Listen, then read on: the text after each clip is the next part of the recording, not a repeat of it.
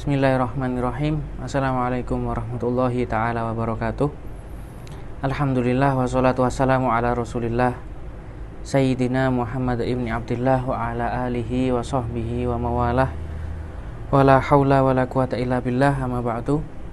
Para pemirsa, para pengikut YouTube MZT Malang Raya, alhamdulillah kita bisa melanjutkan pembahasan kita kali ini di dalam masalah pembahasan adab bagi orang yang menuntut ilmu untuk dirinya sendiri ya.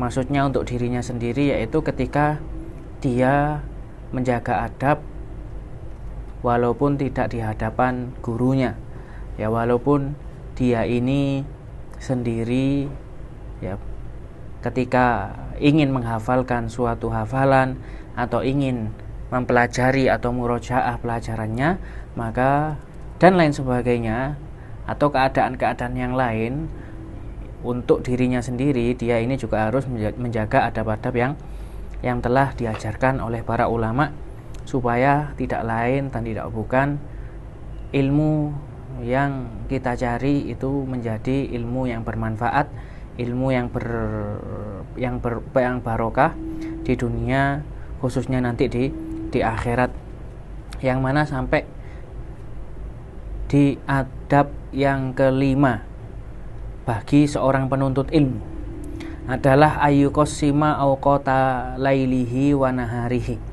Dia harus pintar-pintar benar-benar membagi waktu-waktunya, waktu-waktu ketika dia berada di siang hari atau waktu-waktu nanti ketika dia sudah masuk malam hari. Wa ya'tani ma baqiya min umrihi, benar-benar memanfaatkan sisa dari umurnya ya, karena kematian itu bisa datang kapan saja. Kematian itu tidak memilih-milih siapa yang akan dia datangi. Kapanpun, siapapun dari kita mungkin saja diambil nyawanya oleh Allah Subhanahu wa ta'ala. Sehingga beliau jelaskan di sini kenapa kita kok harus benar-benar memanfaatkan sisa umur kita. Fa inna baqiyatal umri la qimatalah. Sisa dari umur kita, apa yang akan kita jalani ini adalah hal yang sangat berharga, yang tidak bisa dihargai dengan apapun. Kemudian Hadratus Syekh Muhammad Hashim Asy'ari beliau menjelaskan di sini, wa ajwadul awqat lil hifdzi al ashar. Waktu yang paling bagus bagi kita untuk menghafal, bagi para santri untuk menghafalkan pelajarannya atau menghafalkan Al-Qur'an atau menghafalkan mutun-mutun yang lain, beliau jelaskan di sini adalah waktu sahur, yaitu waktu sebelum masuknya waktu sholat subuh atau sebelum masuknya waktu fajar ya. Di sini adalah waktu yang sangat manfaat, waktu yang sangat barokah ketika kita gunakan untuk menghafalkan hal-hal yang sangat penting bagi kita, menghafalkan ilmu-ilmu yang telah kita pelajari.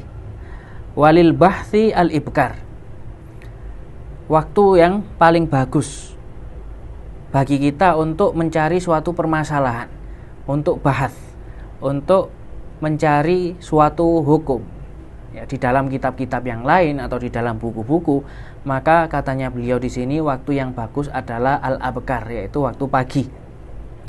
Walil kitabati wasaton nahar, waktu untuk menulis ya, waktu yang paling bagus bagi kita untuk menulis, bagi kita yang mungkin ingin menulis catatan-catatan dari pelajaran kita yang telah kita pelajari, atau menulis suatu karangan buku atau kitab ya, maka waktu yang paling bagus di sini sebagaimana yang dianjurkan oleh beliau adalah di tengah hari ya, di siang hari. Walil mutola'ati wal mudzakarah al-lail ya, waktu yang bagus untuk murojaah, untuk mutola'ah, untuk mempelajari pelajaran-pelajaran yang telah kita ambil, untuk mengulangi ya pelajaran yang telah kita pelajari, maka yang paling bagus adalah ini waktu malam ya. Wa ajwadu amakinil hifdzi al-ghuraf ya. Paling bagusnya tempat untuk menghafal adalah kamar ya. Yang pasti di sini kamar sebagaimana keadaannya seperti apa? Pasti kamar yang tidak ada hal-hal yang membuat kita terganggu, hal-hal yang bisa memfokuskan kita kepada apa yang ingin kita lakukan dari pelajaran, dari mutolaah kitab yang telah kita pelajari. Sehingga beliau tekankan lagi, beliau jelaskan maksudnya kamar di sini adalah wa kullu maudhi'in ba'idin 'anil malhiyat.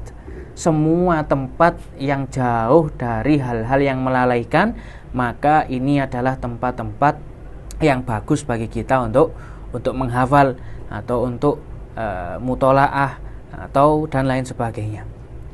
Wala yahsunul hifdzu bihadratin nabati wal khadrah wal anhari wa dhaji'il aswad ya. Katanya beliau di sini kurang bagus ya, ketika menghafal tapi di hadapan ya, ada tumbuh-tumbuhan atau ada di depannya seperti sayur-sayuran atau ada di depannya ini sungai ya. Wadoji'il aswad, atau dia menghafal di tempat yang banyak suara-suara gaduh di situ. Katanya beliau di sini, ini adalah tempat yang kurang dianjurkan bagi kita untuk menghafal.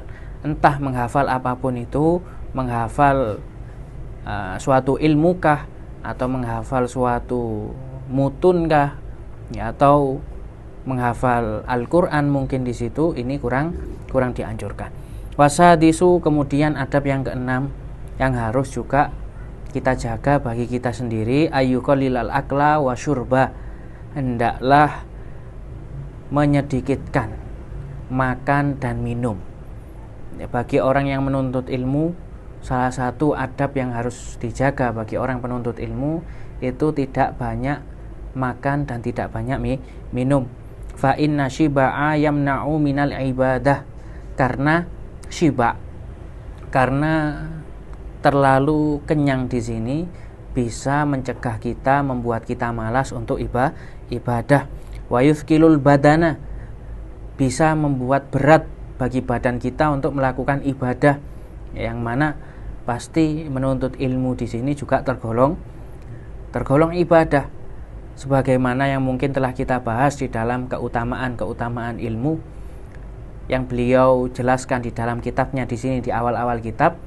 Khuduru majlisil ilmi afdhalu min sholati alfi, lebih baik ya menghadiri majelis ilmu itu lebih afdhal daripada min sholati alfi rakaah, lebih afdhal daripada sholat sunnah 1000 rakaat ya. Wa ziyadati alfi marid ya, atau menziarahi 1000 orang yang sakit ya. Wa iyadati alfi janazah atau kama qala Rasulullah, lebih afdhal hadir majelis ilmu itu ya, seakan-akan keafdhalannya ini melebihi ziarah atau menghadiri takziah orang-orang yang meninggal ya. Bukan berarti di sini ketika ada seseorang yang meninggal ya, apalagi kerabat kita, apalagi orang tua kita, semoga orang tua kita diberikan panjang umur oleh Allah Subhanahu wa taala, kemudian ada majelis ilmu, kita lebih menghadiri majelis ilmu, bukan itu maksudnya ya. Tapi maksud dari musannif di sini, saking besarnya pahala menghadiri majelis ilmu itu bisa sampai melebihi pahala orang-orang yang telah disebutkan oleh Rasulullah Shallallahu alaihi wasallam.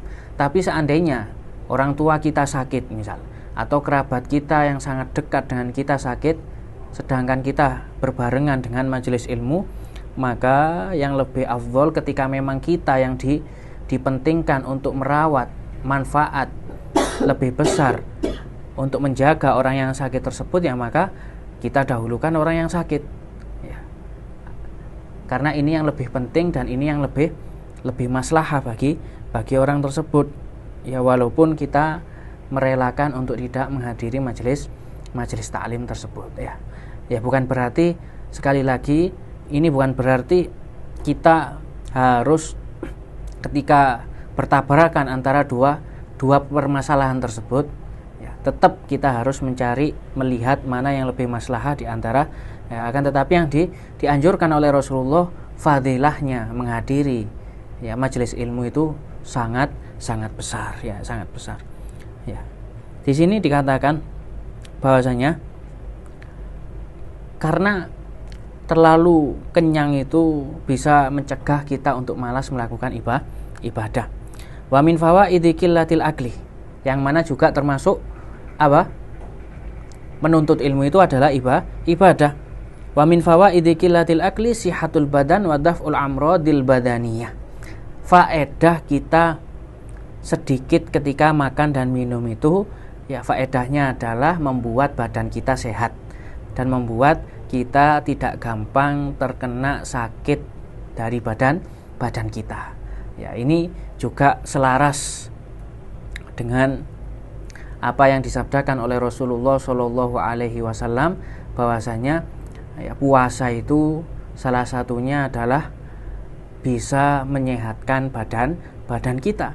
Ya, karena puasa itu menyedikitkan atau meminimalis makan dan minum kita, bahkan itu sendiri diperintahkan, dianjurkan oleh Rasulullah Shallallahu Alaihi Wasallam dalam sabdanya, sumu tasihhu, ya, puasalah kalian, maka katanya Rasulullah, faedah dari puasa tersebut, tasihhu, kalian bakal mendapatkan kesehatan. Ini langsung diucapkan oleh baginda Muhammad Shallallahu Alaihi Wasallam, ya. Kemudian beliau menjelaskan juga fa inna sababaha kasratul akri wa kasratus syarab, ya. Karena kebanyakan sebab dari orang itu sakit itu terlalu banyak makan dan terlalu banyak minum, ya, sebagaimana mungkin yang telah kita saksikan di zaman kita saat ini, ya. Kalau kita lihat banyak anak, ya, atau orang-orang yang masih mungkin umurnya antara 25 sampai 30, tapi kadang mereka sudah terkena gula darah, ya, darahnya tinggi, ya, kemudian kena ginjal dan lain sebagainya. Tidak lain dan tidak bukan, ini adalah karena sebab-sebab dari makanan-makanan yang tidak dijaga di dalam kehidupan kita. Bahkan juga ketika kita melihat riset suatu dokter, mereka juga mengatakan hal yang sama, ya. Kalau kita juga lihat dari pandangan orang-orang yang terdahulu, mungkin orang tua kita, kakek-kakek kita, mereka umur 30 itu mereka waktu sehat-sehatnya, akan tetapi zaman kita sekarang ini anak-anak muda seumuran segitu sudah banyak yang mendapatkan penyakit, ya, seakan-akan kalau zamannya orang tua kita ini penyakit umur-umuran orang umur 40 atau 45 bahkan 50. Ya, ini semua tidak lain dan tidak bukan adalah dari sebab terlalu banyaknya makan dan tidak dijaga apa yang telah kita ambil, kita masukkan di dalam badan kita dari makanan dan minuman, ya. Ini semua ada adab supaya kita lebih gampang untuk mendapatkan ilmu, lebih cepat masuk ketika disampaikan ilmu oleh guru-guru kita. Kemudian beliau di sini mengutip suatu syair yang dikatakan fa inna da'a aktsaru ma tarahu yakunu minat ta'ami awis syarab, ya, yang sesuai dengan apa yang telah beliau bahas, bahwasanya kebanyakan penyakit ini adalah ketika kita lihat itu adalah dari makan dan minum. Wasihatul qulubi minatuhyani wal badr. Begitu juga seorang santri harus menjaga hatinya dari kedengkian, dari keburukan, dari hal-hal yang bisa menjadikan hati kita ini kemasukan penyakit-penyakit hati. Walam yaro ahadun minal awliya'i wal a'immah wal ulama'il akhyar yatasifu au yusofu bikasratil akli wala humida bihi. Kenapa beliau kok menganjurkan hal-hal seperti yang telah dibahas, tidak banyak makan, tidak banyak minum, menjaga hati kita, ya. karena tidak didapati dari ulama-ulama terdahulu yang mana mereka disifati dengan sifat-sifat tersebut atau dipuji karena banyaknya makan atau karena banyaknya minum. Wa innama tuhmadu kasratul akli minad dawa billati la ta'akilu wa tursadu lil amal. Hanya saja ketika pujian tersebut dilontarkan kepada sesuatu yang banyak makan dan banyak minum, ini hanya kepada bahimah, hanya kepada hewan-hewan ternak, hanya kepada hewan-hewan yang mungkin butuh banyak makan supaya digunakan untuk beramal. Ya, maka kebalikannya, manusia yang punya akal ya, itu seyogianya untuk tidak memperbanyak makanan. Akan tetapi bahimah, hewan ternak yang tidak punya akal, maka lebih baik bagi mereka, bahkan lebih mahal harganya ketika mereka lebih banyak makan dan lebih banyak minum. Ya, ini mungkin yang bisa kita bahas di dalam pertemuan kali ini. Semoga bermanfaat. Wallahul musta'an wa alaihi tuklan. Wassalamualaikum warahmatullahi taala wabarakatuh.